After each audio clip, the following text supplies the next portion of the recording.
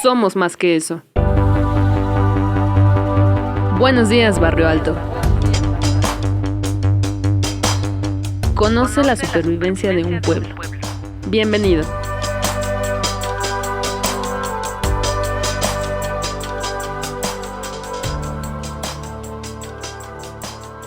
Muy buenos días a todos allá en casa, desde donde sea que nos estén escuchando. Yo soy Alejandra Pájaro y para mí es un honor que hoy me estén acompañando como ha sido ya desde hace una semana. Gracias por confiar en este proyecto matutino que quiere ser parte de su rutina diaria de podcast si es que ellos consumen, y si no, de verdad entren, se ponen buenos. Algunos informan demasiado, otros no tanto, y hay muchos que son muy divertidos. La verdad yo les recomiendo, por ejemplo, si son aficionados o son expertos en los Simpsons, les recomiendo escuchar El Chiste del Sofá, este podcast dedicado a hablar sobre los capítulos de los Simpsons. Creo que ya va en su segunda vuelta.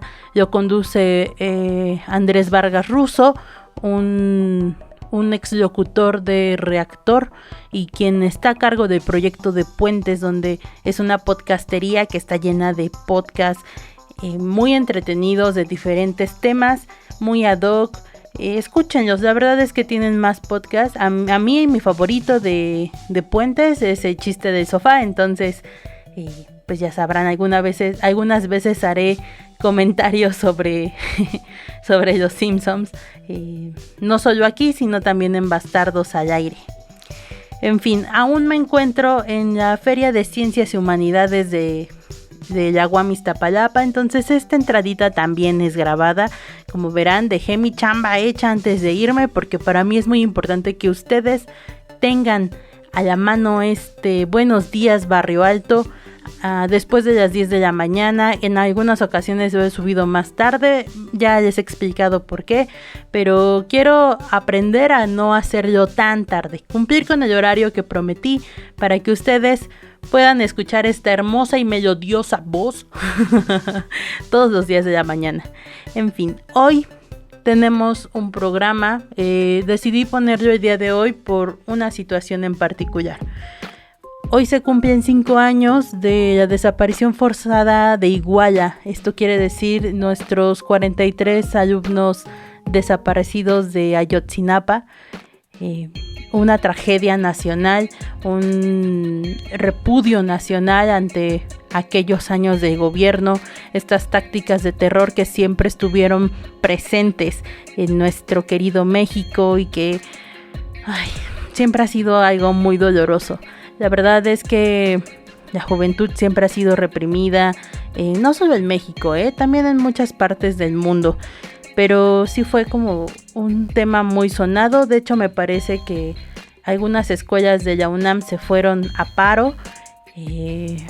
Aún no se sabe exactamente qué pasó con estos 43 estudiantes a los que seguramente sus familias aún extrañan. Todo el mar de información que se hizo, que al mismo tiempo se volvió una desinformación terrible, amigos. De verdad, el caso Ayotzinapa le dio vuelta al mundo. Lamentablemente México siempre ha estado involucrado en estos temas. Somos un país violento, ¿no? Algunos lugares nos ven así. Según veo en las noticias del país, en su sección de internet, resulta ser que México todavía quiere investigar ahora a los jueces y fiscales del caso Ayotzinapa para esclarecer dudas de algo tan doloroso, porque las familias aún piden saber qué pasó, ¿no? Sobre todo buscar culpables que están en todo su derecho porque pues sus familiares desaparecieron, sus muchachos se fueron en este humo de desinformación e información que se hizo. Ay, amigos míos, de verdad, si tienen la oportunidad de leer notas de política o este tipo de notas, léanlas a profundidad, hagan sus propios juicios de valor. Yo, desde mi punto de vista, desde esta trinchera, para mí siempre fue un tema muy doloroso porque pues ya no se sale a ni siquiera estudiar, ni siquiera buscar esa parte de nosotros que nos incita la curiosidad y conocimiento, ¿no? La adquisición de conocimiento, que al final del día se vuelve algo muy poderoso y que a algunos los hace temblar y que por X o Y razón, pues en este caso Ayotzinapa, estos 43 estudiantes normalistas fueron pues desaparecidos. Básicamente pasó en la noche del 23 de septiembre, la madrugada del 27 de septiembre, ya no se sabía dónde estaban los 43 estudiantes.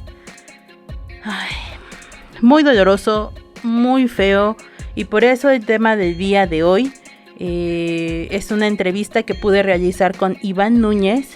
Él me platicó un poco sobre las tácticas de terror que se implementan en los gobiernos para hacer que las luchas de los pueblos sean opacadas por el miedo, ¿no?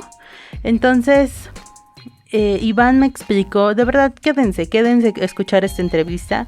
Iván nos explica cómo también otros eventos en otras partes del mundo se ha dado han hecho este tipo de manifestaciones también donde se hace mucho ruido, tanto ruido que al final ya no sabes por qué estaban peleando estas personas, y lo último por lo que te enteras es que pues te los pintan como que las víctimas son los malos y los malos tratan de esclarecer que aquí no pasa nada, ¿no? Entonces, de verdad es un tema que me genera mucho ruido. Y creo que por eso decidí que Iván Núñez tenía que salir hoy al aire en este hermoso podcast, que hoy se pinta de negro, que hoy manda sus mejores saludos a todas esas familias que siguen esperando la respuesta de dónde están sus muchachos, dónde están sus hijos, sus primos, sus hermanos, los amigos, y pues lamentablemente es algo que sigue sin tener una respuesta, un resultado como tal. En fin. No quiero hacer más larga esta entrada. Por lo que ven, ya estoy disminuyendo un poco las entradas. No me queda más que recordarles que nos tienen que seguir en YouTube, en iVoox y en Facebook, donde nos encuentran como Pulcasa Records, y en Instagram nos encontrarán como Pulcasa Records MX. Ay, amigos, muy doloroso este tema. Iván Núñez nos lo explica de mejor manera, de verdad quédense, les va a encantar. Aparte tiene un tono de voz muy agradable, nos lo explica muy bien. Quédense. Yo me retiro, no sin antes recordarles que soy Alejandra Pájaro, estoy a su disposición en cualquier momento. Pueden escribir un correo a pulcasarecords@gmail.com o en redes sociales dejarnos sus comentarios sobre si les gusta o no les gusta. Nosotros simplemente queremos hacer y trabajar para ustedes y con ustedes. Ya saben, manden recomendaciones, escríbanos muchos comentarios, dennos like, síganos, ya se acabó esto. Los invito a que se queden. A continuación escucharán a Iván Núñez.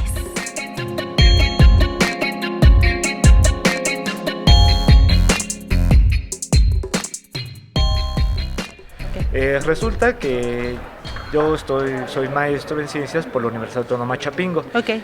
Durante este tiempo que estuve haciendo mi estancia académica en esta universidad, junto con varios compañeros del posgrado de Sociología Rural, editamos un libro que se llama Ecologías de Combate. En ese libro de Ecologías de Combate viene precisamente el capítulo de agricultura y lucha por los recursos naturales. Es ahí donde precisamente me meto a analizar cómo es que se presenta este fenómeno. Hace rato comentaba de lo que sucedía en Atenco, porque era una lucha precisamente por tierras de cultivo. Esas tierras de cultivo que al parecer ya las querían hacer pasar por improductivas, y era ese lugar donde originalmente en el primer proyecto que presentó Vicente Fox, allá en 2001, ahí se quería hacer el área del aeropuerto. ¿A costa de qué? A costa de la expropiación de los terrenos de los ejidatarios. Y el pretexto era ese, ¿no? Como eran tierras improductivas que habían quedado salinizadas por el proceso de desecamiento del lago de Texcoco, que ese proceso de secamiento no es culpa de los ejidatarios, es más bien también por un abandono en el cual Conagua incurrió con ese lugar, con el cual Semarnat incurrió con ese lugar. Lejos de preocuparse por ese lugar, pues terminaron descuidándolo. ¿Qué fue lo que sucedió? Se desecó el lago, quedaron tierras salitrosas, llenas de salitre, que no son muy aptas para la agricultura. Y ahora, después de que hicieron eso, ahora pretendían expropiarlas. Sí, fue como ponerse el pie solitos, ¿no? Pues se trata de arruinaron algo y después dicen, ¿qué creen? No, ya no sirve, no lo vamos a tener que adueñar. Sí. Pues ¿cómo no va a servir si tú te encargaste de precisamente echarlo a perder? Y pues al final de cuentas quienes salían afectados en todo este proceso eran los ejidatarios. ¿Qué sucede? Ocurre un movimiento popular, se tiende hacia el conflicto social. No es cuando hablo sobre los conflictos sociales no es de que el pueblo se ponga así en rebeldía y salga a quemar coches o algo parecido, es que más bien el Estado comienza a generar órdenes de aprehensión contra quienes están en contra. Y después de eso comienza a mandar cuerpos represivos, ya sea oficiales, como el caso de los granaderos, o ya sea extraoficiales, como el caso de agrupaciones de choque, como lo que sucede con Antorcha Campesina, que también tuvo ahí su papel, sobre todo en 2006. Bueno, pero para terminar con lo que sucedió en 2001, es que obtienen ese triunfo el pueblo y evitan que el aeropuerto se construya sobre sus terrenos. Y pareciera que el proyecto quedó ahí muerto, hasta que suceden los acontecimientos de 2006, que es donde ahora intervienen grupos de choque, que son los que estuvieron precisamente apoyando a las fuerzas de seguridad que envió en ese momento el Estado para reprimir el movimiento, que por cierto esta represión se da por todo un esquema que ya venía aplicándose de represión contra varios pobladores que habían estado de acuerdo con la lucha del Frente de Pueblos en defensa de la tierra, es decir, de los atencos, ¿no? Como se les conocía normalmente, a los macheteros de Atenco. ¿Qué fue lo que nos terminó vendiendo Televisa? Televisa jugó un papel muy importante en esta situación. Primero, por un lado, pues terminó difundiendo la idea de que pues aquellas personas que estaban luchando por sus terrenos de cultivo, pues eran simplemente unos bárbaros, unos atrasados y eran unos premodernos, claro. O sea, no estaban en la modernidad. En segunda, el papel que estuvo manteniéndose fue un papel que ayudó mucho a las fuerzas del Estado. Fue y se convirtió en la fuerza de reconocimiento para la policía. Los helicópteros estaban pasando por encima del pueblo, enfocando a todos aquellos que estaban precisamente tratando de huir de la embestida de la policía. Y los de Televisa grabándolos. Inmediatamente los de la policía sabían a dónde estaban escondiendo esas personas y por lo tanto eso fue lo que pudo facilitar cateos violentos en varios domicilios. Cateos donde muchas veces también lo que se trató de hacer fue precisamente dejar y sembrar el pánico entre la población y decirles, si te organizas a defender las tierras de cultivo, esto es lo que te va a pasar. Eso es lo que se logra. O sea, a ver, poco a poco. Sembraron terror en la población con el único fin de quitarle sus tierras. Eso es lo que sucedió posteriormente. En 2006 ocurre toda esta represión, se desarticula el Frente de Pueblos, ocurren violaciones a los derechos humanos que, y decirlas, tardaríamos bastante aquí. Media entrevistas irían a hablar todo ese tipo de violaciones de derechos humanos que sucedieron. ¿Y qué es lo que sucede? Se pasa el tiempo de 2006 a 2012 y ahora sí entra el proyecto del nuevo aeropuerto de la Ciudad de México. Ya no tenían que expropiar tierras, porque simplemente los que se habían colocado en resistencia ya no querían saber nada de eso. Prefirieron vender sus tierras, prefirieron deshacerse, desentenderse. El gobierno se ahorró todo ese trabajo de inclusive hasta pagar por esos terrenos, porque mucha gente prefirió malvenderlos, malbaratarlos. Sí. ¿Por qué? Por ese mismo temor de decir, yo ya que me voy a meter, está defendiendo, el proyecto del nuevo aeropuerto viene. ¿Y quién era el presidente en ese momento? Peña Nieto, quien precisamente en 2006 fue el que encabezó aquella represión. Si él como gobernador de un estado, pudo mover a semejante fuerza represiva, ¿qué puede hacer ahora como presidente? Donde tiene ahora sí, inclusive hasta el ejército en sus manos. Pues lo vimos, no sé, no quiero hablar con de dientes de fuera, ¿no? O sea, nuestros estudiantes de Ayotzinapa, por ejemplo, fueron, no sé, si vamos a acordar lo que me estás contando en este momento, pues los estudiantes de Ayotzinapa son es el hecho histórico de lo que era capaz de hacer Peña Nieto, ¿no? Exacto, entonces imagínense, ante ese temor que mantenían los ejidatarios, ¿cómo se van a oponer a que se construya un megaproyecto de esa naturaleza? Donde lo que se iba a terminar haciéndose, pues era simplemente darle al traste, darle como que el tiro de gracia a lo que representa el área de Texcoco. Y obviamente pues también darle un tiro de gracia pues simplemente a la sustentabilidad que pudiera haberse albergado aquí esta ciudad. Te juro que se me acaba de poner la piel de gallina de tan solo escuchar toda la narración que acabas de hacer. O sea, a pesar de que ha sido 5 minutos lo que has hablado sobre el Atenco, es impresionante. Bueno, que las consecuencias hayan sido tan mayores, ¿no? Qué bueno que menciona lo que pasa con esto de los 43, porque precisamente en ese mismo año fue el año de las fosas clandestinas, no solamente aquí en México, sino en varias partes del mundo. Sí. Podemos pasar precisamente al otro ejemplo que yo colocaba.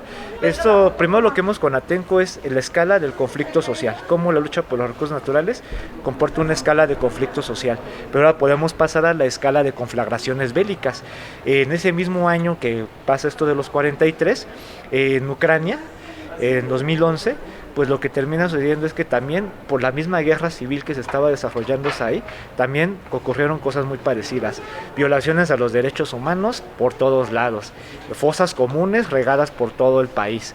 Okay. Entonces, y a final de cuentas, ¿qué fue lo que sucedió? Simplemente todo el tiempo, y en este caso fue muy evidente cómo simplemente todos los medios callaron en decir que ahí lo que se estaba luchando son por un tipo de tierra muy específica, al contrario de Atenco, que era una tierra totalmente salitrosa. En el caso de Ucrania es una tierra negra, es una tierra de muy buenas características para sembrar cereales. Se consideraría, dice Jalife Rame, que Ucrania fue la primera guerra de granos del siglo XXI. Y si es verdad que esa es la primera guerra de granos, significa que aquellas guerras por los granos van a comportar precisamente bombardeos indiscriminados, fosas comunes, y obviamente siempre tratar de diluir el conflicto, tratar de decir, ¿saben qué? Lo que está pasando ahí es que son unos locos que se están peleando porque unos son de Rusia y los otros son ucranianos.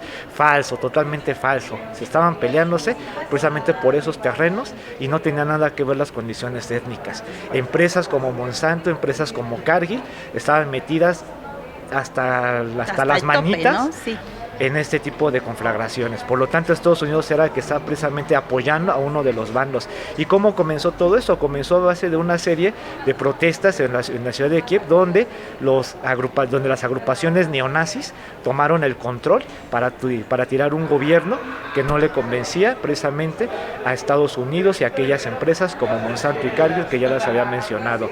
Entonces ahí vemos también la ultraderecha cómo más bien metió ahí su mano, y lo que terminó derivando fue a esa confrontación bélica, porque sí fue una confrontación bélica en la que veíamos precisamente lo mismo, bombardeos con artillería aérea, con artillería terrestre, veíamos inclusive combates ya en calles, y la organización de grupos paramilitares. Entonces estamos viendo que se había convertido eso pues ya en una conflagración bélica. Pasó de ese movimiento de grupos de choque neonazis a una conflagración bélica. Impresionante. De verdad, justo ahorita que estabas mencionando todo como el sistema que llevaron a cabo para hacerse dueños de todas estas tierras, me recordó un poco a este libro del arte de la guerra, en el cual menciona que para poder vencer al enemigo más bien, para poder vencer al otro, debes comportarte como si fuera su amigo e intentar hacerle caer lo más pronto posible.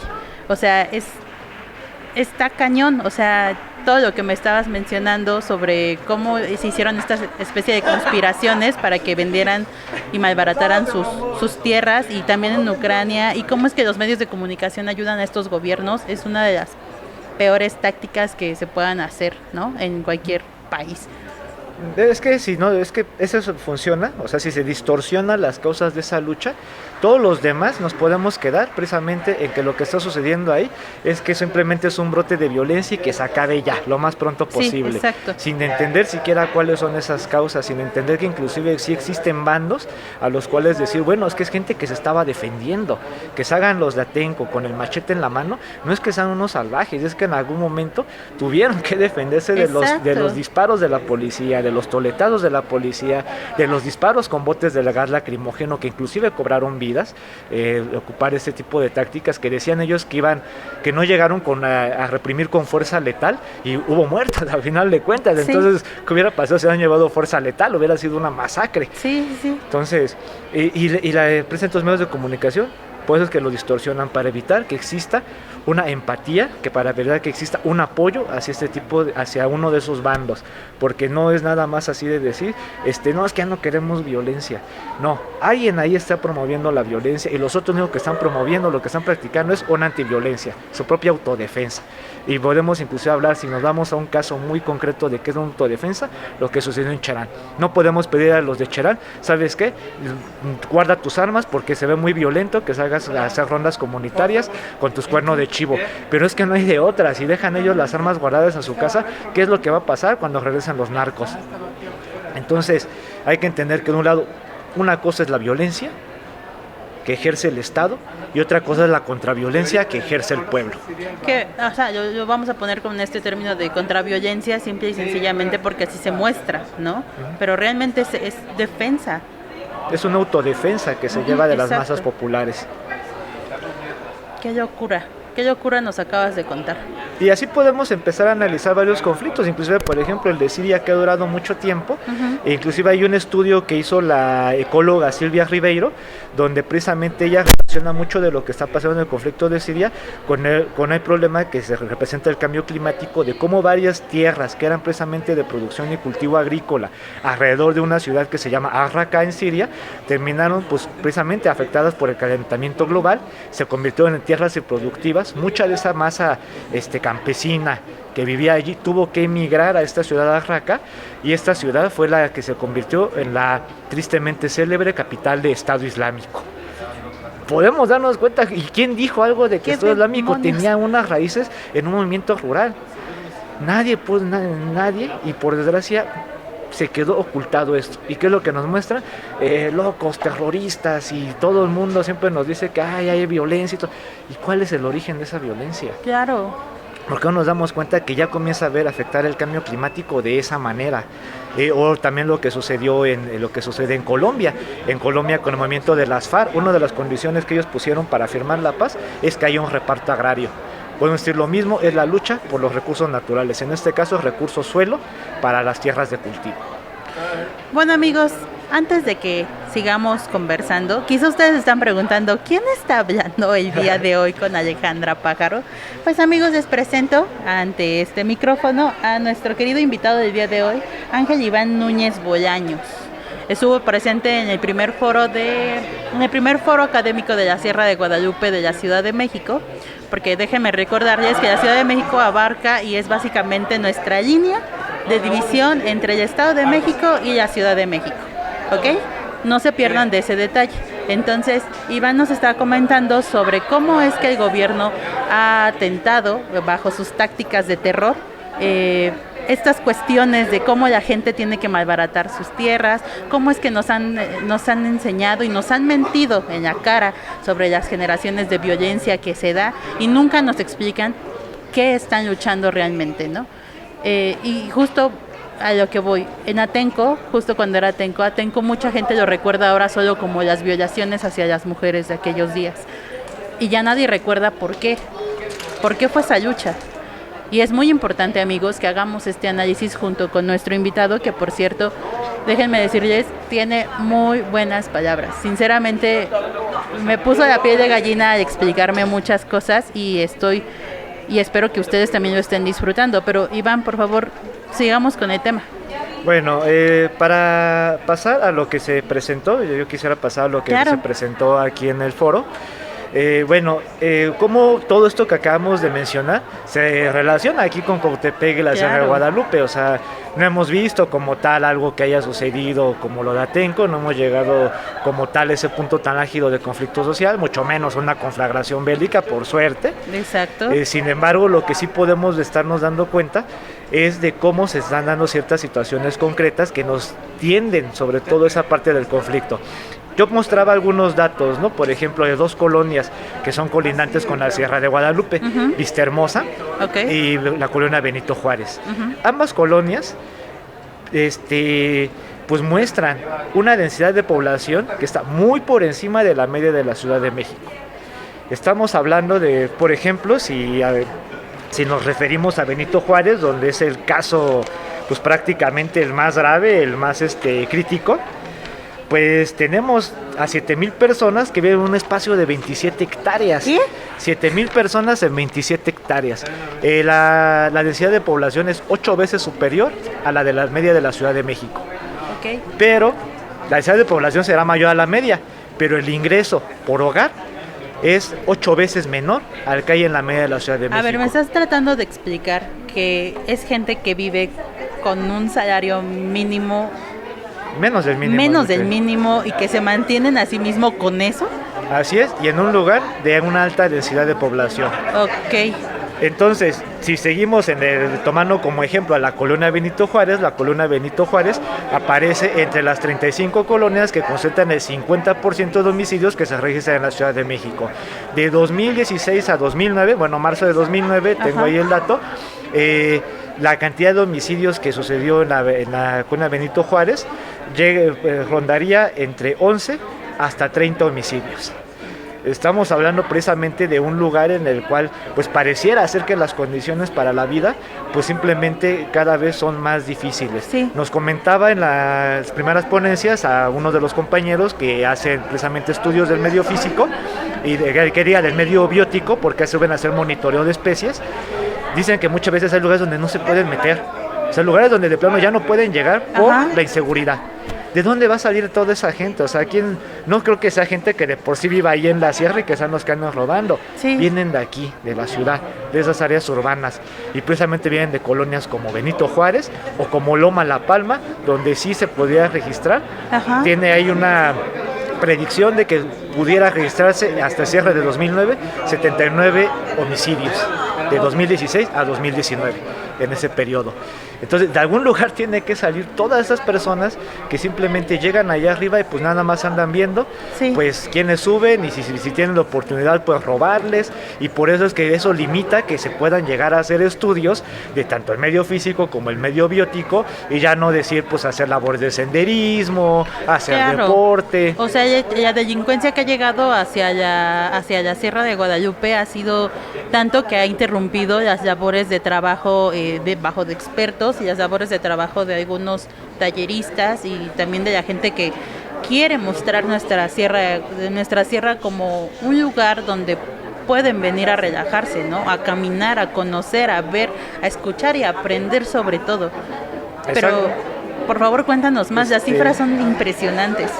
Bueno, y a final de cuentas, como se limita todo este tipo de trabajos, pues qué es lo que nos quedan, zonas grises, mapas grises en la Sierra de Guadalupe, donde pues no se pueden hacer labores de monitoreo, donde se desconoce lo que hay, y si se desconoce lo que hay, pues simplemente no se puede hacer planes para su conservación, si no se sabe qué es lo que hay allí. Claro. Era una queja persistente de muchos de los ponentes, una queja y una observación. Si no conocemos lo que hay ahí, no lo podemos conservar. Bueno, ¿cómo lo vas a conocer si no te puedes subir allá arriba? Precisamente por ese tipo de problemas. Y bueno, ya no solamente por el lado de la delincuencia, también vayamos a otro par de problemas, ¿no? Por ejemplo, el caso de los pirómanos, que suben a quemar precisamente el cerro, claro, sí. Y quienes simplemente se dedican a ir a tirar toda la basura que generan. Sí.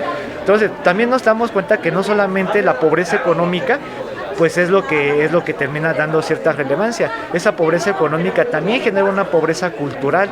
Ustedes imagínense esa pobreza cultural mezclada con una idea en la cual se ve a la ciudad como lo moderno y a la naturaleza y al campo como lo premoderno, lo bárbaro, lo agreste, lo salvaje, pues nos termina convirtiendo pues precisamente una gran separación entre lo que yo llamo los bordes, objetivos y subjetivos, entre lo rural y lo urbano, entre la naturaleza y la urbanidad, que cada vez crece y crece más.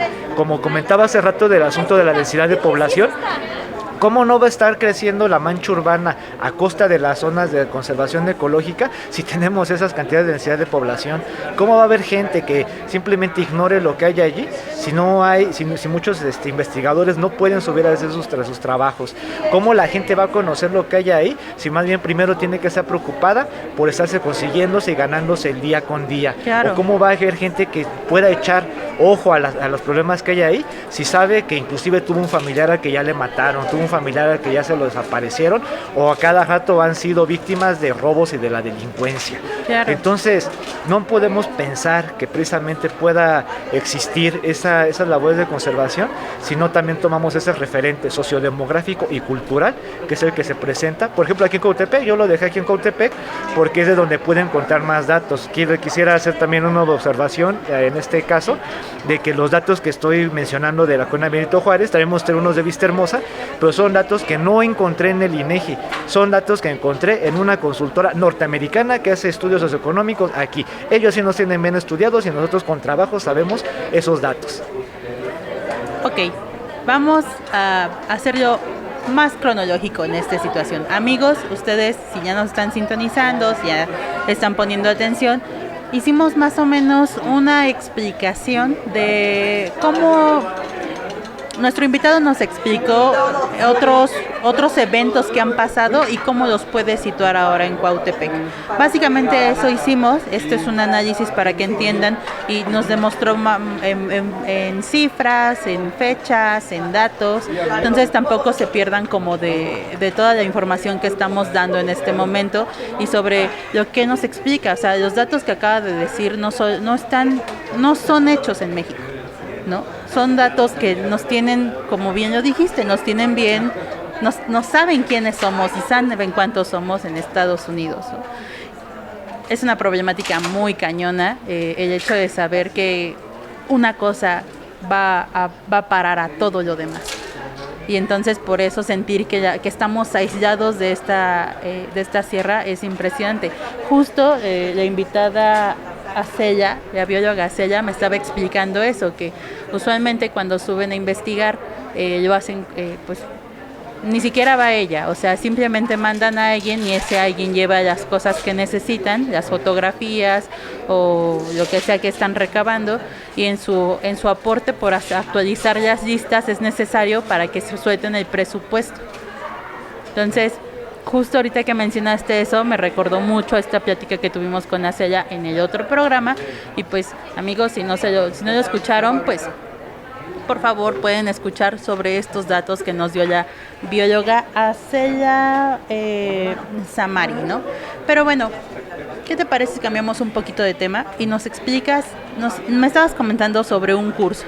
Ah, sí. Miren, en la Casa de Cultura El Arbolillo, Carlos Montemayor, esta Casa de Cultura se encuentra en la colonia Zona Escolar Oriente, calle Gabriel Guerra, no tiene número, está junto a un deportivo que se le conoce comúnmente como el Ranchito. Ajá. Otra cosa de referencia que nos queda cercana, pues es el Ministerio Público 21, la 21, y aparte de eso, pues la laguna, ¿no? Nos queda atrásito. Ahí se encuentra, si ustedes buscan la Casa de Cultura del Arbolillo en Google Maps, por suerte ya está dada de alta, ustedes la pueden localizar.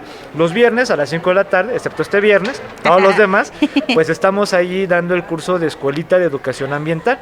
Ahorita el tema con el que arrancamos fue agricultura urbana, con el que sí tengo más experiencia. Anteriormente ya había trabajado proyectos de este tipo, ahí desde 2013 a 2015. Dejé esto por continuar mi formación académica, ahorita lo estoy volviendo a retomar, este tipo de cursos. Entonces, pues ahí estamos los viernes, 5 de la tarde, Casa de Cultura El Arbolillo, Carlos Montemayor, Escuela de Educación Ambiental. Arrancamos con agricultura urbana. Pasando este tema, vamos a pasar a lo de hidroponía. Nos va a apoyar otro compañero, que es ingeniero agrónomo por la UAM. Okay. Y también quisiera comentar que, pues no solo como es Escuelita de Educación Ambiental, no nos agotamos nada más en temas de agricultura, de ahí también hemos tratado de formar grupos, bueno, hemos formado más bien un grupo porque ya lo hemos subido en 3 ocasiones, para apoyar precisamente que conozcan lo que hacen los amigos del árbol, lo que hacen los compañeros de Filo Vitalis. Hace poco también se hizo una salida con unos compañeros que hacen prácticas deportivas o han hecho prácticas deportivas acá en Joya de Nieves, también en una ocasión los acompañamos, esto tiene apenas de la semana pasada. Entonces, pues hemos realizado este tipo también de labores, que es precisamente dar temas tanto agricultura urbana, conciencia ambiental, reforestación, tanto en la sierra como en áreas urbanas. Es un proyecto que apenas vamos a integrarnos a esto de reforestación en áreas urbanas y obviamente también de reciclaje. Falta que lleguemos a esos temas porque ahorita apenas vamos en agricultura urbana. Ok. Hace rato me preguntaba también usted sobre qué beneficios he visto que se han quedado. Ajá. Sinceramente, yo sí voy a ser igualmente hasta crítico de mi propio trabajo, porque yo he sentido que aún falta que quede algo estable. Se han dado este tipo de cursos, va la gente, los toma y ya lo termina haciendo por su cuenta, en su casa. Sin embargo, eso termina provocando que el esfuerzo acabe aislado. No Claro. nos sirve mucho que la gente las haga las cosas por su cuenta en su casa. Sirve sí en el aspecto de que pues si tiene cierta educación, o sea, va a entender algunos temas, se muestra algún interés, todo ese tipo de cosas. Pero también aquí lo que queremos es de que se genere comunidad, que se empiece a tejer, obviamente, tejido social, valga la redundancia. Por lo tanto, ahorita este nuevo ciclo de cursos, la intención es de que se puedan echar a andar huertos comunitarios.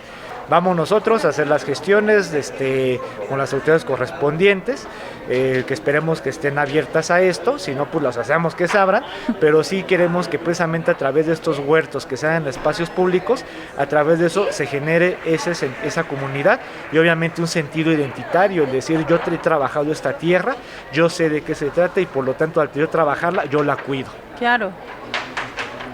Pues mira, la verdad es que quedé impactada, muy impactada, los datos, los eventos, todo lo que nos contaste el día de hoy.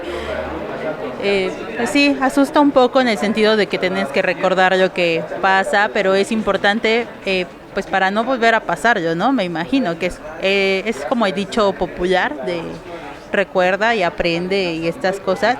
Yo estoy muy contenta de que nos hayamos conocido, de que podamos estar aquí frente a un micrófono platicándole a nuestra gente lo que pasa y pues no sé si quieras añadir algo más a esta entrevista. Bueno, yo lo único por lo que terminé de decir es algo que también mencioné acá dentro de la conferencia y es de que, bueno, toda esta lucha al final de cuentas es una lucha de clases y lo podemos ver en todos los datos de desigualdad que estuve mencionando. Es una lucha de clases y solamente un pueblo que sepa y que esté consciente de esto puede levantarse y puede evitar que vuelva a suceder. Pues es una gran reflexión, terminamos muy bien. Y bueno amigos, ustedes que están allá en casita, gracias por tomarse el tiempo para escucharnos, gracias por estar al pendiente de nuestras redes sociales. Recuerden, esto es Buenos Días Barrio Alto y por supuesto seguimos en la UACM Cuautepec, por si escuchan mucho ruido de fondo, es normal amigos. Aquí decidimos huir de la cabina porque 4 paredes no nos van a detener para conocer más allá. Muchas gracias al invitado. Igual, saludos a los que escuchen ahorita o escuchen después, mis saludos. Y pues nos estamos viendo. Recuerden, en nuestras redes sociales van a encontrar más información sobre este evento que pues lamentablemente ustedes escucharán esta grabación. Entonces no se pierdan, también tendremos más difusión de los eventos en los que estaremos y pues que nos acompañen. Y pues muchas gracias. Muchas gracias. Hasta luego. Ulcasa Records. Ulcasa Records.